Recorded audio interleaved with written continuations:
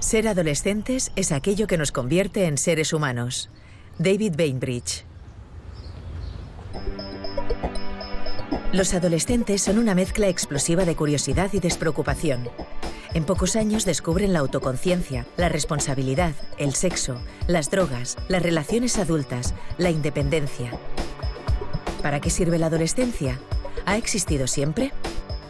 Redes se introduce hoy en esta exclusiva etapa del desarrollo humano que, por incómoda y conflictiva que parezca, es la pista de despegue del pensamiento adulto. Y en la mirada de Elsa, los propios adolescentes nos ayudarán a ver qué les ofrece la sociedad de hoy y cómo se les puede ayudar a recorrer esta etapa crucial en su camino a la madurez.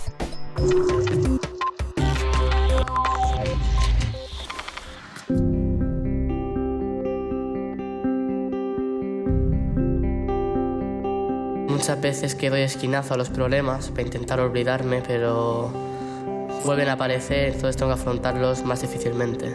Si no estudio, puede ser que en algún futuro pues acabe muy mal, que todo me salga mal, que sea una amargada y que no tenga ni mi hijo ni nada y esté en la calle tirada. Pues al hablar con gente o así que no conozca, pues me cuesta así arrancar a hablar, después ya no me callo. Pero ahora la sociedad siempre es estar juzgada. Digas, pienses o hagas, vas a estar juzgada siempre. Lo que no quisiera es no experimentar. Sí, podría haber llegado a ser algo más. Yo lo que un poco de miedo me da es pensar que en algún momento estaré sola. O sea, a mí la soledad no me gusta nada. Nada. La soledad a no tener a nadie a mi lado que me apoye. Yo, de no tener la vida que espero tener. Hace ya muchos años, entre 5 y 10 años, ¿no?, que encontré a David Bainbridge en Cambridge. Y entonces ya era muy famoso por un libro que había escrito sobre qué pasaba en la mujer cuando esperaba un hijo. Al parecer pasan muchas cosas. Y escribió de tal manera que interesó a todo el mundo. Bueno, pasaron varios años, luego escribió un libro sobre la adolescencia, la crisis de la adolescencia. Y es verdad que es una crisis, pero él lo matiza muchísimo. Si pensamos en la adolescencia, sucede algo de lo más asombroso. Resulta que hay muchísimas conexiones que se articulan durante la infancia o durante las fases más tempranas de la adolescencia. Parece como si hubiera un primer periodo de la vida con demasiadas conexiones, demasiado lleno, y un segundo periodo de poda, en el que se realiza una poda fantástica, cortando conexiones. Sí, es un fenómeno muy extraño. Una de las fases de la vida que solamente tiene el ser humano y de la que carecen los demás animales es la adolescencia, entre los 10 y los 20 años. Como dices, durante los primeros 10 años se produce un auge neuronal. Literalmente se generan miles de millones, billones de conexiones neuronales en el cerebro durante los primeros 10 años. Luego, durante la segunda década de vida, muchas de estas conexiones se eliminan. El cerebro, de hecho, se reduce entre los 10 y los 20. Sin embargo, todos sabemos que las personas suelen hacer las cosas mejor a los 20 que a los 10. De modo que esta tremenda poda, esta reestructuración del cerebro hace que funcione mejor. Todos la experimentamos, todos la vivimos en el mismo orden. ¿Qué hay del neurotransmisor dopamina? ¿Es cierto que a esta edad concreta apenas lo usamos? La dopamina es una sustancia química muy extraña, puesto que se encuentra en 4 o 5 lugares del cerebro, uno de los cuales es un centro bastante profundo que parece controlar la actividad de la corteza, la capa externa del cerebro que se encarga de la mayoría de funciones superiores. Creemos que una de las cosas que suceden en la adolescencia es que este centro se activa, empieza a funcionar y realmente conecta muchas de las funciones superiores. Está claro que los adolescentes pueden hacer muchas más cosas complicadas, pueden abordar los conceptos abstractos y las sutilezas, pueden forjarse su propia opinión y sus destrezas lingüísticas son increíblemente complejas comparadas con las de los niños. Y todo tiene que ver con lo mismo, la activación de zonas del cerebro que hasta entonces no se utilizaban tanto. En un periodo de 10 años, el adolescente vive una secuencia de enormes cambios. La mente alcanza nuevos dominios de análisis, abstracción y creatividad.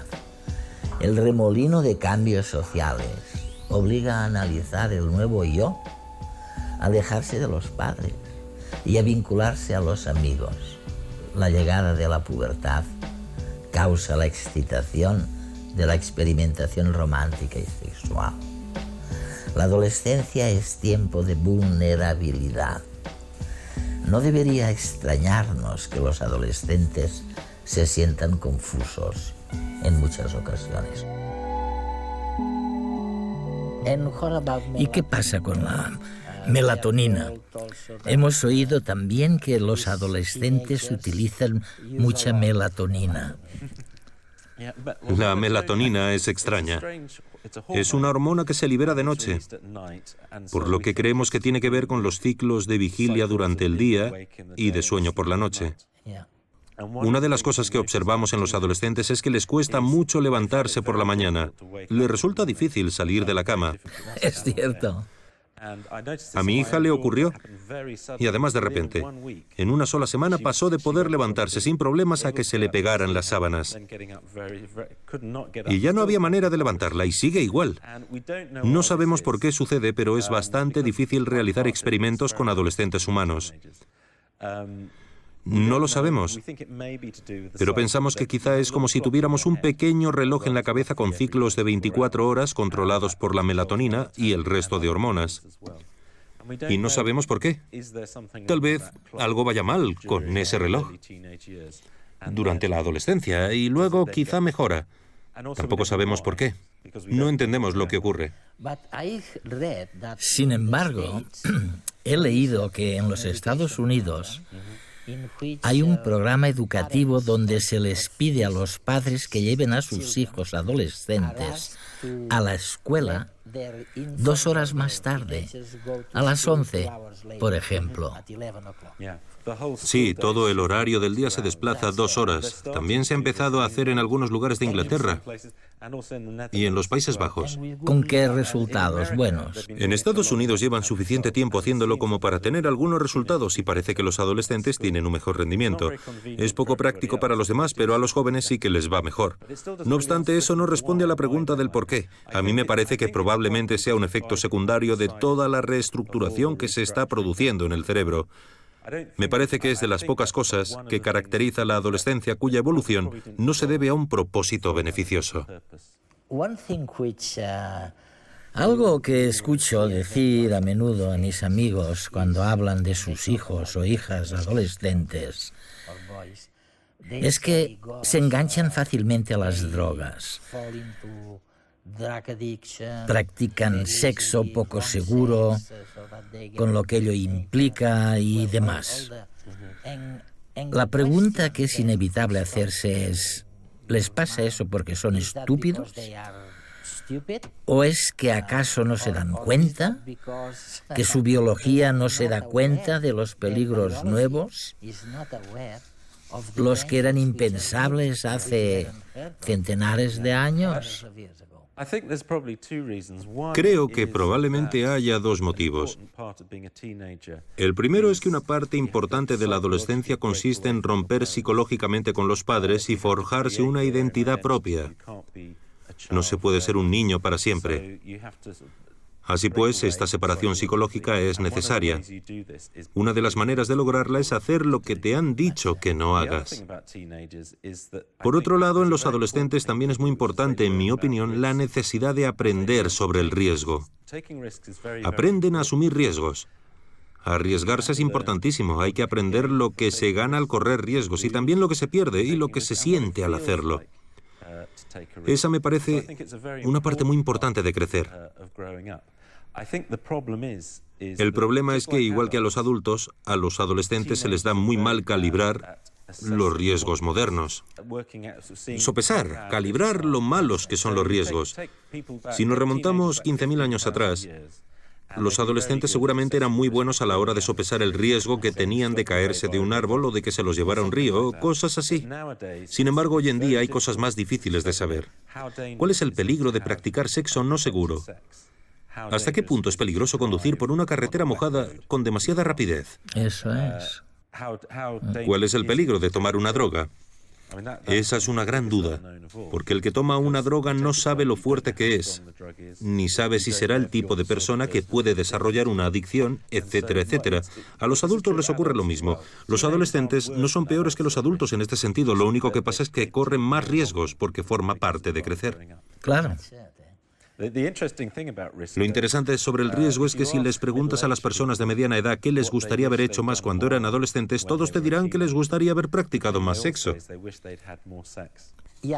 Sí, pero ¿eso los hace más propensos al riesgo o menos? Los hace más propensos, pero el caso es que echan la vista atrás y desearían haber tomado más riesgos y haber practicado más sexo cuando eran adolescentes. Sin embargo, les dicen a sus hijos que no lo hagan. Es gracioso, ¿no? Sí, sí. Demuestra que ser un adolescente y ser un adulto son dos cosas completamente distintas y hasta cierto punto incompatibles.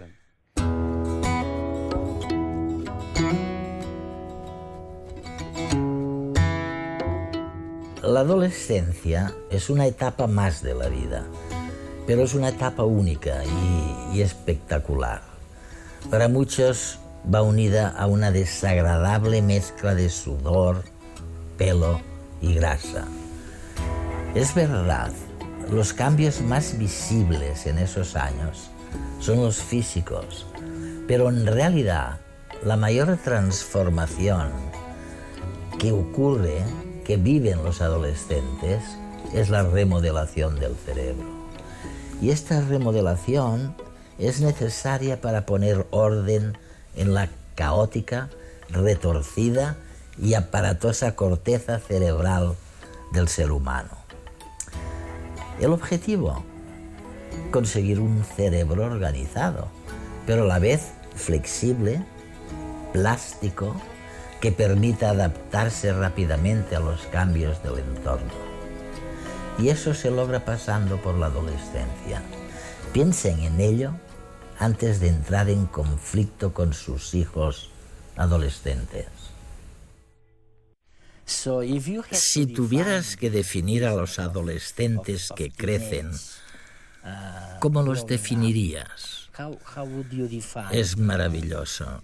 ¿Es una manera precaria de pensar? ¿Piensan demasiado en ellos mismos? Creo que simplemente es esencial. Me parece que es una fase que el ser humano debe atravesar por una razón. No puedes crecer completamente ni tener este cerebro tan complicado a no ser que hayas sido adolescente. Es lo que decía, no puedes ser un humano sin haber sido adolescente. ¿Y qué sucede con la creatividad? Porque lo veo con mis nietas. Hasta los 11 años aproximadamente son extremadamente creativas. Sacan a colación nuevas ideas continuamente. Pero, ¿qué pasa con la creatividad después? ¿Es verdad que estamos cortando la creatividad de los adolescentes?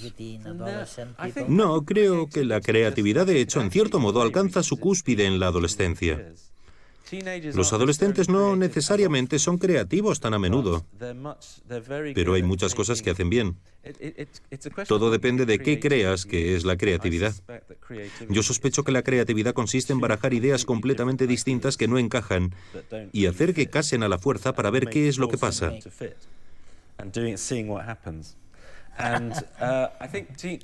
A los adolescentes se les da la mar de bien.